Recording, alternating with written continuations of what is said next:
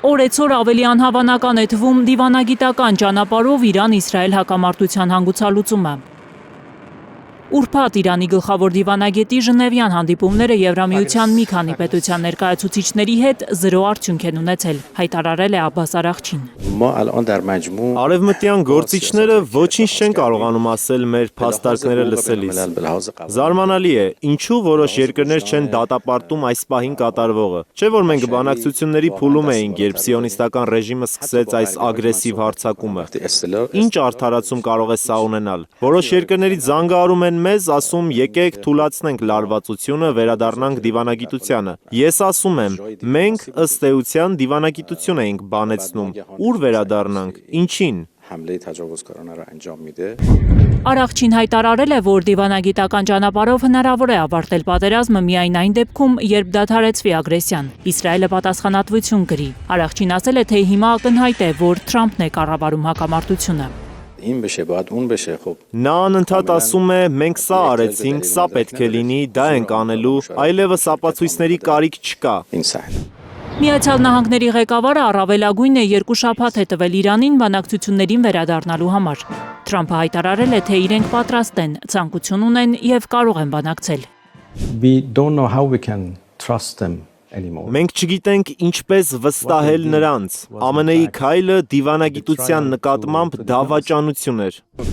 Իրանի գլխավոր դիվանագետը 2 օրով Թուրքիայում է։ Արաղչին Ստամբուլում իսլամական համագործակցության կազմակերպության նիստին է մասնակցում։ Բացման արարողությանը Իրան-Իսրայել հակամարտության մասին խոսել է իրեն մեծ հումանիստ համարող Էրդողանը, ասել, թե մասշտաբային հարձակումներով Իսրայելը նպատակ ունի խափանել Իրանի միջուկային ծրագրի շուրջ բանակցությունները։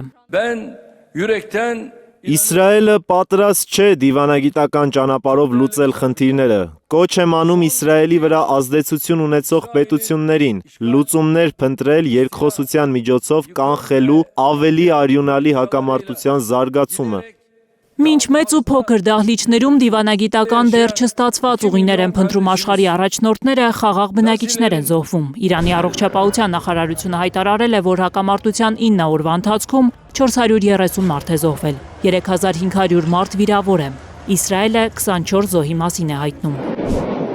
Թեհրանը դեռ չի հաստատում Իրանի իսլամական հեղափոխության պահապանների կորպուսի ռազմաօդային ուժերի անօդաչուների բրիգադի հրամանատարի Սաիդ Իզադի մահը։ Նա պաղեստինյան ստորաբաժանման ղեկավարն էր։ The Times of Israel-ը գրում է, որ հենց նրա ղեկավարմամբ է Իրանը հարյուրավոր անօդաչուներ ուղարկել դեպի Իսրայել։